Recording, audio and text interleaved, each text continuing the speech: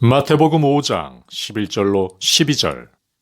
나로 말미암아 너희를 욕하고 박해하고 거짓으로 너희를 거슬러 모든 악한 말을 할 때에는 너희에게 복이 있나니 기뻐하고 즐거워하라. 하늘에서 너희의 상이 큼이라. 너희 전에 있던 선지자들도 이같이 박해하였느니라. 우리는 여기서 산상설교의 새로운 대목으로 들어갑니다. 주님은 3절로부터 12절까지 기독교인의 성격을 묘사하셨습니다.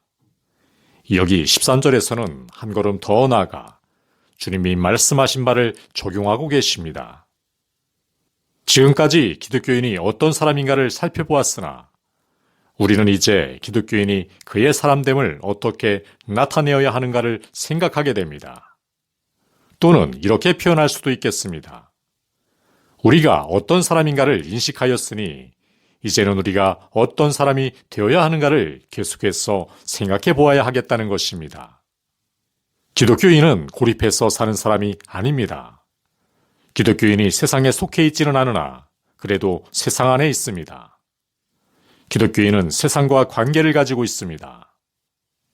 여러분들은 성경에서 이 두 가지 사실이 함께 따라다니는 것을 보실 것입니다. 기독교인은 정신과 그 전망에 있어 내세적이어야 한다는 말을 듣습니다. 하지만 이것은 기독교인이 세상 밖으로 물러가야 함을 의미하지 않습니다. 이것이 기독교인의 생활은 필연적으로 사회에서 분리시켜 명상의 생활을 하도록 사는 것이라고 가르친 수도원 제도의 과오였습니다. 하지만 이것은 성경의 어느 곳에서나 부정되고 있는 점이며 우리가 연구하고 있는 본문에서 보다 더 완전히 나타나 있는 것도 없다 하겠습니다. 여기서 우리 주님은 그가 이미 말씀하여 오신 것에 함축된 뜻을 도출해내고 계십니다. 여러분들은 베드로전서 2장에서 베드로가 이와 똑같은 일을 하고 있음을 주목하실 것입니다. 그는 말했습니다. 너희는 택하신 족속이요 왕같은 제사장들이요 거룩한 나라요 그의 소유된 백성이니 이는 너희를 어두운 데서 불러내어 그의 기이한 빛에 들어가게 하신 자의 아름다운 덕을 선전하게 하려 하심이라. 여기서도 마찬가지입니다. 우리는 어떤 의미에서 세상의 소금이 되기 위해서 심령이 가난하며 긍휼하며 온유하며 의를 따라 줄이며 목마릅니다. 그러므로 우리는 기독교인의 성격을 살펴보는 것에서부터 하나님의 생각과 목적에 따라 이 세상에서의 기능과 목적을 생각하는 것으로 옮겨갑니다. 환원하면 바로 다음 절들에서 기독교인의 세상에 대한 일반적인 관계를 명백히 보게 됩니다. 오늘 이 세상에서 기독교인의 기능에 대한 이 문제가 교회와 개교인이 당면하는 가장 긴급한 문제의 하나라고 말할 수 있는 데에는 중요한 이유가 있습니다. 이것은 매우 큰 주제임이 분명하며 여러 면에서 크게 어려운 문제가 되고 있습니다. 하지만 성경에서는 매우 분명히 취급되었습니다. 지금 고찰하는 본절에서 이 주제와 관련해서 전형적인 성경의 가르침에 대한 매우 특색 있는 설명을 보게 됩니다. 이것은 세상의 상황 때문에 중요한 것입니다. 10절과 11절에서 고찰한 바와 같이 본문은 많은 사람들에게 가장 긴급한 문제가 되어야 하겠습니다. 우리 기독교인은 박해를 당하게 될 것이며 세상의 죄가 악화됨에 따라 교회의 박해도 격화될 것임을 살펴보았습니다. 우리가 아는 바와 같이 오늘 이것을 이미 겪고 있는 기독교인들도 많습니다. 그러므로 세상에서 우리의 형편이 어떠하든 우리의 형제들을 위하여 기도할 수 있으며 충고와 교훈으로 그들을 도울 수 있기 위하여 이 문제를 매우 세심하게 살펴보는 것이 마땅하겠습니다. 하지만 박해의 사실을 떠나서라도 이것이 가장 긴급한 문제가 되는 것은 여기 이 나라에서마저도 지금 발생하고 있기 때문입니다. 기독교인들의 세상과 사회에 대한 관계는 어떻게 되어야 하겠습니까? 우리는 세상에 발을 붙이고 있습니다. 우리는 세상에서 물러날 수 없습니다. 하지만 사활로 중요한 문제는 우리가 이 일에 대하여 어떤 조처를 취해야 하는가? 이와 같은 상황에 처하여 우리 기독교인은 어떤 일을 해야 하는가? 이 문제는 우리가 살펴보아야 할 본질적인 문제가 됩니다. 본절은 이 문제에 대한 해답을 갖고 있습니다. 무엇보다 본문이 세상에 대해서 무엇을 말하는가? 본문이 세상 속의 기독교인에 대해 무엇을 말해야 하는가를 고찰해야 하겠습니다. 너희는 세상의 소금이다. 이 말씀은 기독교인을 가리키는 말씀일 뿐만 아니라 그가 사는 세상을 한마디로 암시하는 말씀이라 하겠습니다. 이 말은 기독교적이 아닌 인류를 통틀어서 하는 말씀이라 하겠습니다. 그렇다면 세상에 대한 성서의 자세는 무엇이겠습니까? 이 문제에 대한 성서의 교훈은 결코 불분명하지가 않습니다. 여기서 우리는 여러 점에서 20세기가 당면한 결정적인 문제, 즉 세계가 이미 알고 있는 가장 흥미있는 시대들의 한 시대에 직면하고 있습니다. 나는 성경의 진리를 이 시대처럼 증명해 보인 시대가 과거에는 없었다고 주장하는 것에 주저하지 않습니다.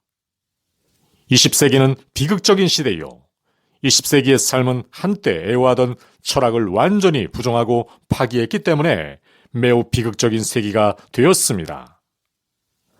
아시는 바와 같이 이처럼 많은 것이 기대되던 시대도 없었다 하겠습니다. 소위 19세기 말엽의 이 시대의 사상가들과 철학자들과 지도자들의 예언을 읽어보는 일은 비극이라 하겠습니다. 그들의 안이하고 자신에 찬 낙관주의, 그들이 20세기 황금시대에 기대했던 여러 가지 일들을 주목하는 것은 얼마나 서글픈 일입니까? 그것은 모두가 생물학적 의미에서뿐 아니라 철학적인 의미에서도 진화론에 기초하고 있었습니다. 그 중심되는 관념은 인류의 삶이 진화하여 발전하며 향상되고 있다는 것이었습니다. 이것은 순전히 생물학적인 의미에서 한 말들이었습니다. 사람은 동물에서 진화하여 어느 정도의 발전 단계에 이르렀다는 것입니다. 하지만 이 발전은 사람의 정신과 생각과 전망의 관점에서 더욱 강조되었습니다. 전쟁은 폐지되고 있었고, 질병은 치료되고 있었고, 고생은 개선되고 있었을 뿐 아니라 마침내는 근절될 것이었습니다. 20세기는 놀라운 한 세기가 될 것이었습니다. 대다수 문제들이 해결될 것이었습니다. 사람은 마침내 생각하기 시작했다는 것입니다. 대중은 교육을 통하여 음주와 음란과 갖은 악을 중단할 것이었습니다. 모든 국가가 이처럼 전쟁으로 치달리는 대신 생각을 하고 대화를 하도록 교육을 받으면 온 세계가 곧 낙원이 될 것이었습니다. 저의 이 말은 그 당시 상황을 풍자하는 말이 아닙니다. 그때 사람들은 이 사실을 확실히 믿었습니다. 사람들이 이제 마침내 철이 들기 시작했으니까 모든 문제는 법률과 국제회의를 통하여 해결될 것이었습니다. 하지만 오늘에 와서 이런 관념을 믿는 사람은 많지 않습니다. 여러분이 이런 가르침을 어떤 장소에서 가끔 발견하시게는 되겠지만 이 문제는 일상 더 논의될 필요가 없을 정도로 하찮은 것이 되었습니다. 제가 처음으로 설교하기 시작했을 때인 오래전에, 그리고 이런 류의 일을 공중 앞에서 말하기 시작했을 때는 제가 괴짜요, 비관론자요, 어떤 구식 신학을 신앙하는 사람으로 간주되는 일이 많았습니다. 왜냐하면 제1차 세계대전에도 불구하고 자유주의 낙관론이 크게 만연하고 있었기 때문입니다. 이제는 그렇지가 않습니다. 이제 와서는 모든 사상가들이 이런 관념의 오류를 인정하고 새 책들이 속속 발간되어 19세기에 만연했던 발전은 불가피하다는 관념을 폭파시키고 있습니다. 그런데 성경은 이것을 언제나 가르쳐왔고, 주님이 너희는 세상의 소금이다 라고 말씀하셨을 때 이것을 완전한 형태로 말씀하신 것입니다. 이 말씀은 무슨 뜻입니까? 이 말씀은 세상의 부패성을 암시함이 분명합니다. 이 말씀은 오염될 경향과 더럽고 도발적으로 될 성향을 암시합니다. 성경이 세상에 대해 말씀해야 할 것은 바로 이것입니다. 세상은 타락하고 사악하고 부정합니다. 세상의 성향은 악하여 전쟁을 일삼습니다. 세상은 썩고 오염되기 쉬운 고기와 같습니다. 세상은 방부제나 예방자에 의해서만 건전해질 수 있는 것입니다. 죄와 타락의 결과로 인해 이 세상에서의 삶은 대체로 썩어지는 상태에 들어가는 경향이 있습니다. 성경에 의하면 이 견해만이 인간성을 참되고 올바르게 해석하는 견해입니다. 세상에서의 삶이 향상되는 경향이 있다는 소리와는 거리가 멀며 오히려 그 정반대의 경향이 있다 하겠습니다. 세상은 그대로 내버려 둔다면 굼는 경향이 있습니다. 사람의 몸에는 악한 병균과 세균과 감염 매체와 유기체가 있으며 이것들을 방지하지 않으면 질병을 일으킵니다. 이것은 분명코 초보적이며 근본적인 문제입니다. 미래에 대한 전망은 이것으로 확정되어야 합니다. 여러분께서 이 점을 마음속에 유의하신다면 20세기 현재까지 어떤 일이 발생되어 왔는가를 매우 분명히 볼 것입니다. 그러므로 어떤 기독교인이든 지금까지 발생해온 일로 조금도 놀라서는 안 된다는 말에는 일리가 있습니다. 성경의 이 견해가 옳다면 세상의 생활과 자연 속에 이 부패 성향이 있음에도 불구하고 현재의 세상이 건전하다고 하는 말은 정말 놀라운 일이 아닐 수 없습니다. 성경에는 이와 같은 신뢰가 무수히 많습니다. 여러분은 이 사실이 첫 번째 책인 창세기에 나타나 있음을 봅니다. 하나님께서 세상을 온전하게 창조하셨지만 죄가 세상에 들어왔기 때문에 이 악하고 오염적인 요소는 즉시 자태를 나타내기 시작했습니다. 창세기 6장을 읽어보십시오. 그러면 나의 신이 영원히 사람과 함께하지 아니하리니 라는 말씀을 보시게 됩니다. 불결과 오염이 너무 심하여 하나님께서 홍수를 일으키셔야 했습니다. 그 후에 새 출발이 있었습니다. 하지만 이 악한 원칙은 여전히 그 정체를 나타내었으며 거의 상상하기 힘든 죄악으로 더럽혀진 소돔 고모라에 이르게 됩니다. 성경이 변함없이 보여주는 것이 이와 같습니다. 이렇게 끈덕진 부패 성향은 언제나 그 정체를 드러내고 있습니다. 이 세상에서의 우리의 사고와 계획은 이 원칙의 지배를 받아야 하며 미래에 대한 사고나 계획 역시 마찬가지입니다. 오늘의 대다수의 사람들이 품고 있는 문제는 우리의 앞에는 무엇이 있는가입니다. 분명히 우리가 이 같은 성소의 이치를 우리의 사고의 중심에 놓지 않고 시작한다면 우리의 예언이 잘못될 것은 필연적인 것입니다. 세상은 부정적이고 사악하고 악랄합니다. 세상에 대한 어떤 낙관론도 철저하게 비성서적일 뿐 아니라 역사에 의해서도 거짓으로 증명되었습니다. 여기서 본문의 제2국면으로 접어들어갑니다. 이것은 더 한층 중요합니다.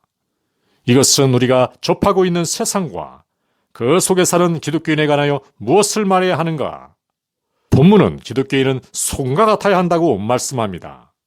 그렇습니다. 너희만이 소금이라는 것입니다. 본문에서 너희가 강조되었으므로 너희만이란 뜻이 있습니다. 이것은 무슨 뜻입니까? 첫째로 팔복을 고찰할 때 우리에게 떠오르는 것이 있습니다. 우리는 세상과 달라야 합니다. 이 사실을 강조할 필요가 있습니다. 이것은 절대 분명합니다. 소금은 그것이 접하고 있는 매체와 본질적으로 다르며 어떤 의미에서 그 매체와 다름으로써 소금의 모든 자질을 발휘하게 됩니다. 주님이 말씀하신 대로 소금이 맛을 잃으면 무엇으로 다시 짜게 하리요? 아무데도 쓸데없어 밖에 버려져 사람들에게 밟힐 것입니다. 바로 이 소금의 특성인 짠맛이 어떤 차이점을 선언하고 있는 것입니다. 근 매체 속에 적은 양의 소금은 즉각 눈에 띄기 때문입니다. 우리가 아직 이 사실을 분명히 하지 않았다면 우리 기독교인은 다른 사람들과 본질적으로 다름을 알아야 합니다. 소금이 함께 버물려진 고기와 다른 것처럼 기독교인은 다릅니다. 이 외적 차이를 거듭 강조할 필요가 있습니다. 기독교인은 달라야 할 뿐 아니라 이렇게 다른 것을 영광으로 알아야 합니다. 기독교인은 주 예수 그리스도께서 그가 사시던 세상과 명백히 다르셨던 것처럼 다른 사람들과 달라야 합니다. 기독교인은 분리되고 특이하고 눈에 띄는 사람입니다. 그의 속에는 그를 다른 사람과 구분하여 분명하고 명백하게 알아볼 수 있는 것이 있어야 합니다. 각자 자신을 검토해 봅시다. 여기서 기독교인의 기능을 좀 더 직접 고찰해 보겠습니다. 이 일은 더 어렵고 자주 쟁점이 되고 있습니다. 주님께서 첫째로 강조하신 기독교인의 사회에 대한 주요 기능 하나는 순전히 부정적인 것으로 보입니다. 자, 소금의 기능은 무엇입니까? 소금은 건강에 유익하며 건강과 생명을 주는 것이라고 말하는 사람들이 있습니다.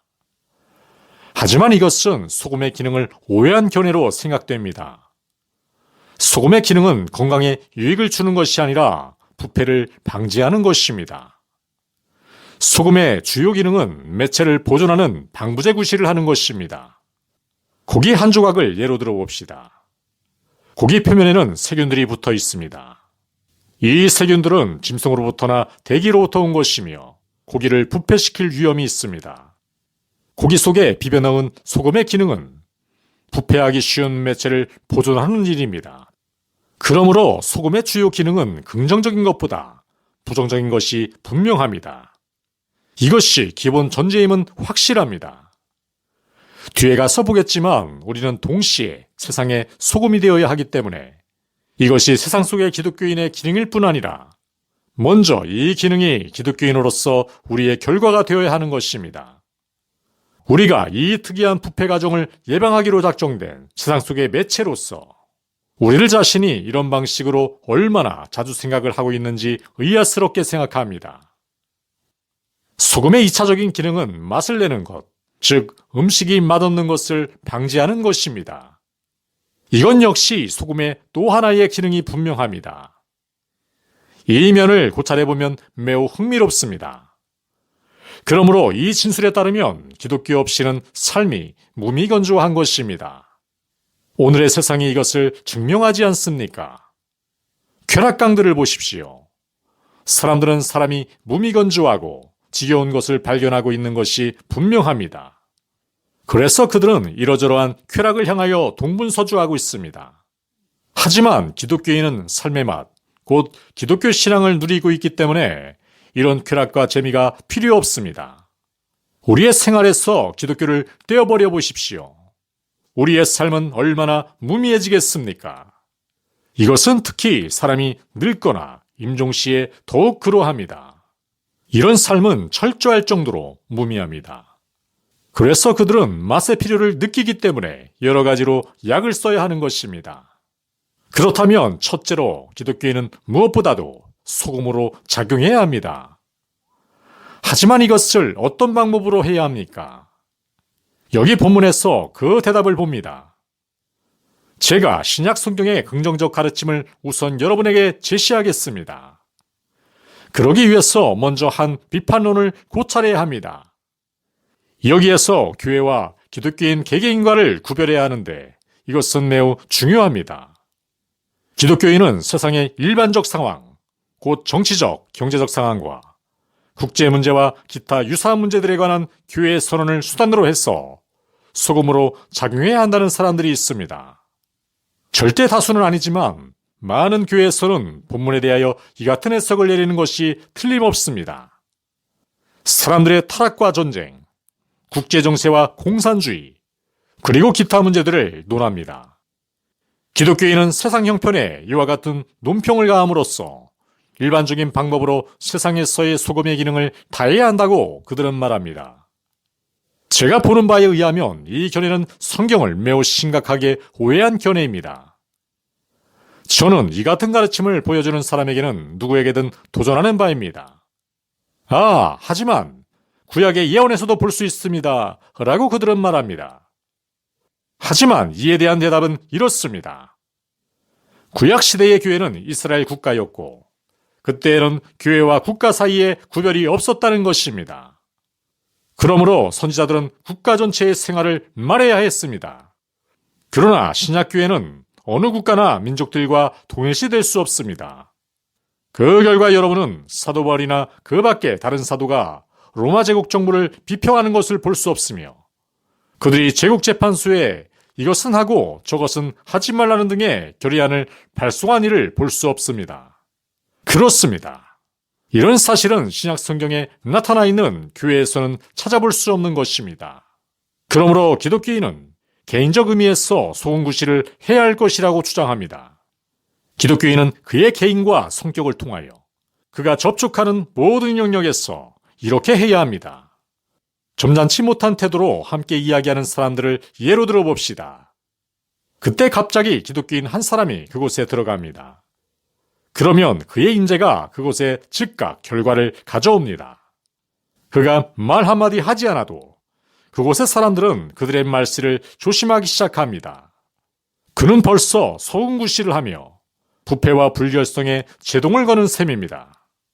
기독교인은 그의 생활과 성격과 기타 일반적 품행 때문에 정체를 드러내는 악을 통제하며 이런 일은 어느 영역, 어느 상황에서나 행하여집니다.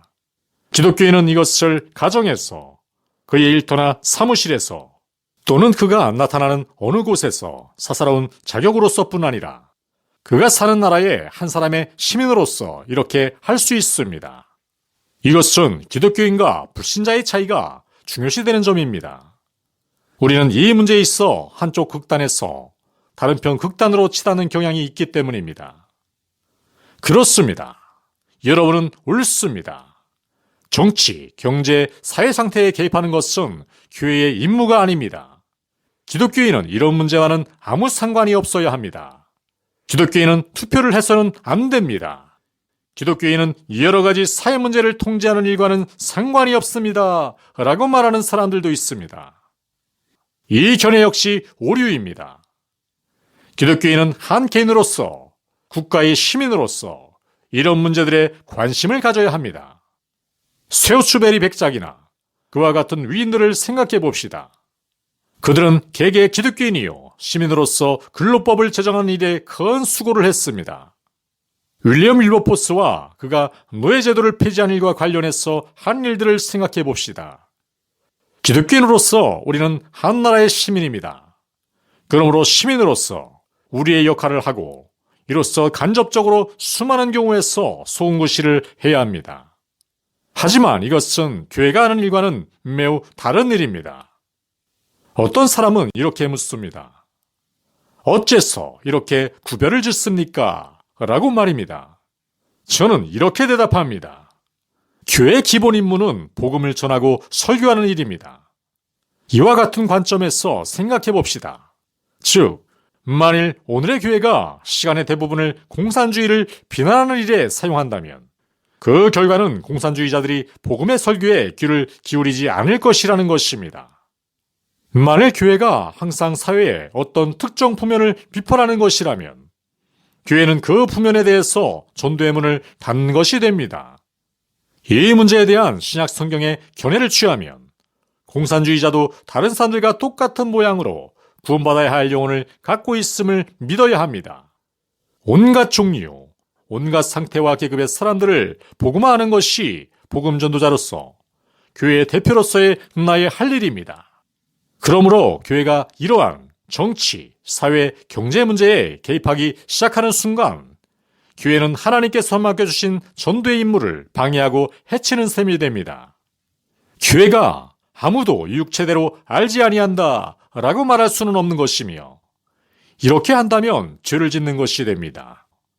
개개인은 한 시민으로서 자기의 역할을 해야 하며 원하는 대로 어느 정당에든 가입할 수 있습니다. 이것은 개인이 선택해야 할 문제입니다. 교회 자체로서는 이런 일들에 관심을 가지지 않습니다. 우리가 할 일은 복음을 전파하고 이 구원의 메시지를 만민에게 가져다주는 일입니다. 하나님께 감사할 것은 공산주의자들이 괘씸하여 구원을 받을 수 있다는 사실입니다. 교회는 죄와 그 죄의 정체가 드러나는 일에 관심을 가집니다. 죄는 공산주의에서처럼 자본주의자에게서도 가공할 수가 있습니다. 죄는 가난뱅이에게서와 같이 부자에게서도 가공할 수 있습니다. 죄는 그 정체를 모든 계급, 모든 유형, 모든 집단에서 나타날 수 있습니다. 이 원칙이 작용하는 또 한 방법은 교회에서 큰 각성과 개혁이 있을 때마다 전체 사회가 그 수익을 거두었다는 사실에서 볼 수 있습니다. 위대한 모든 부흥운동의 기록을 읽어보면 알 수 있습니다. 예를 들어 기더민스터에서 리처드 백스터 휘하에서 일어난 부흥을 봅시다. 교인들이 부흥되었을 뿐 아니라 이 나라 교회 밖에 수많은 사람들이 개심하여 교회에 들어왔습니다. 더구나 그곳 사람들의 전체가 영향을 받았고 악과 죄와 비행이 통제를 받았습니다. 이 일은 이런 비행을 질타하는 교회에 의해서나 정부로 하여금 어떤 법률을 통과시키려고 설득하는 교회에 의한 것이 아니라 순전히 기독교 개개인의 영향력에 의한 것이었습니다. 그리고 이런 일은 어느 때나 그러했습니다. 이것은 17세기와 18세기에도 같은 모양으로 나타났고 금세기 초인 1904년에서 5년에 발생한 부흥에서도 그러했습니다. 기독교인은 기독교인이 됨으로써 거의 자동적으로 사회에 영향을 주게 되는 것입니다. 여러분은 성경과 교회사에서 그 증거를 볼 수 있습니다. 구약 성경에서 개혁과 부흥이 있을 때마다 그 이후에는 사회까지 이익이 미쳤습니다. 프로테스탄트 종교개혁을 보십시오. 전체가 그 영향을 받은 것을 즉각 발견하실 것입니다. 이것은 청교도 개혁에 있어서도 그렇습니다. 저는 청교도들이 통과시킨 법률을 가리켜 말함이 아니고 그들의 일반적 양태를 말씀드리고 있습니다. 유능한 사학자들 대다수가 18세기 말 프랑스에 있었던 것과 같은 혁명에서 이 나라를 구한 것은 부흥운동 이외에 아무것도 아니었다는 데 의견이 일치합니다. 이것은 기독교인들의 직접적 참여에 의한 것이 아니라 대다수 개인들이 기독교인이 되고 전보다 더 훌륭한 기독교인의 삶을 살고 보다 높은 전망을 지녔기 때문이었습니다. 정세 전체가 영향을 받았고 19세기에 통과된 큰 법률들은 이 나라에 그토록 많은 개개의 기독교인들이 있었다는 사실에 기인하는 것입니다.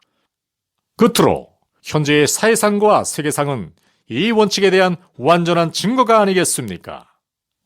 지난 50여 년 동안 교회가 그 이전 수백 년 전 전부를 합친 것보다 정치와 사회와 경제 문제에 대하여 더 직접 주의를 기울였다는 것은 사실일 것 같습니다. 우리는 기독교의 사회정리에 관한 이런 이야기를 많이 들었습니다. 우리는 모두 실적 적용에 크게 관심을 가졌습니다. 하지만 그 결과는 무엇입니까? 아무도 이것을 논박할 사람은 없습니다. 그 결과는 우리가 50년 전보다 훨씬 더 음란한 사회에서 살고 있다는 것이며 악과 불법과 무법이 판을 치고 있다는 것입니다. 이런 일들을 행할 때 성경의 방법을 따르지 아니하고 행할 수 없다는 것은 분명하지 않습니까? 우리가 여러 원칙을 적용함으로써 이 일들을 직접 해내려 애를 쓰더라도 그렇게 할 수 없음을 발견하게 됩니다. 주요 문제거리는 기독교인들이 너무 적다는 것과 기독교인인 우리들이 충분히 송구시를 못한다는 데 있습니다. 그것이 공격적인 것을 의미하는 것은 아닙니다. 저는 참된 의미의 기독교인을 말하고 있습니다. 동시에 우리가 어떤 방에 들어갈 때 사람들이 즉각 그들의 말씨와 그들의 화제가 우리가 거기 있음으로 해서 통제를 받지 않는다는 점을 인정해야 합니다. 우리는 통탄스럽게도 이 점에서 실패하고 있습니다. 참된 성도만이 그의 영향력을 발산하고 있는 실정입니다. 이 영향력은 그가 있는 어느 집단에서나 스며들어 있습니다. 문제는 소금이 수많은 경우에서 그 맛을 잃었다는 사실에 있습니다. 우리가 마땅히 그래야 하는 대로 성도가 되지 못하므로 우리의 동료들을 통제하고 있지 못한 형편입니다. 교회가 전쟁과 정치와 기타 주요 문제들에 관하여 선언문들을 발표하긴 하지만 일반 시민들은 영향을 받지 않고 있습니다. 하지만 만일 여러분이 참 기독교인을 고용하고 있고 그가 구원을 받아 성령으로 변화받은 사람이라면 그는 그 주변에 있는 다른 무사람들에게 영향을 줍니다. 우리가 이 같은 시대에 세상에서 송구시를 할 수 있는 방법은 이 방법뿐입니다. 이것은 일반적으로 교회가 해야 할 일이 아닙니다. 이것은 기독교 개개인이 해야 할 일입니다. 이것은 일종의 세포 침투의 원칙입니다. 이것은 그저 소량의 소금만으로 큰 덩어리에 영향을 줄 수 있습니다. 소금의 본질 때문에 소금은 어쨌든 모든 것 속으로 스며들어갑니다. 이것은 이 같은 시대에 우리에 대한 큰 소명이 됩니다. 우리의 삶을 살펴봅시다. 이 세상의 사회를 살펴봅시다. 썩은 것이 분명하지 않습니까? 각계 계층에 스며 있는 부패를 보십시오. 이 가공할 이혼율과 별거를 보시고 삶의 신성함에 대한 이 짓궂은 농담을 보시며 음주와 좀도둑질의 증가를 보십시오.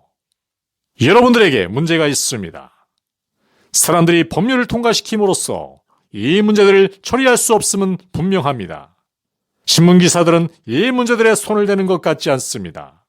부패와 불결과 악취와 악과 비열을 통제할 개개 기독교인들이 증가하지 않고는 아무 변화도 일어나지 않을 것입니다. 우리 각자가 소속한 사회에서 이 부패 가정을 통제해야 합니다. 그때야 온 덩어리 전체가 보존될 것입니다. 원컨대 하나님께서 우리들 각자가 이 단순한 명제에 비추어 자신을 검토해 볼 수 있는 은혜를 내리시옵소서. 오늘의 사회에 대한 소망은 개개 기독교인들의 수가 증가해야 한다는 데에 있습니다. 하나님의 교회가 이 일에 몰두하여 그 분야 외의 문제들의 시간과 에너지를 낭비하지 않게 합시다. 개개 기독교인으로 하여금 이 소금의 본질이 그의 속에 있음과 그가 기독교인이므로 사회에 대한 저지와 통제와 방부제가 되어 사회를 말할 수 없는 불결에서 보호하며 사회가 암흑시대로 화하지 않도록 보존하게 됨을 분명하게 합시다. 감리교 부흥 이전의 런던에서의 삶은 그 당시와 그 이후에 기록된 책에서 볼 수 있듯이 음주와 비행과 음란으로 인해 거의 상상도 할 수 없는 지경에 있습니다. 우리가 그때로 다시 돌아가게 될 위험은 없겠습니까? 전 세대가 눈에 띄게 내딛고 있지 않습니까? 이것을 방지할 수 있는 사람은 여러분과 저와 우리 같은 기독교인들 뿐입니다. 하나님께서 그렇게 할 수 있는 은혜를 우리에게 내리시기를 기도합니다. 하나님께서 우리들 속에 은사를 불일 듯 일으키시어 우리도 하나님의 아들처럼 접촉하는 모든 사람에게 영향을 줄 수 있도록 기도합니다.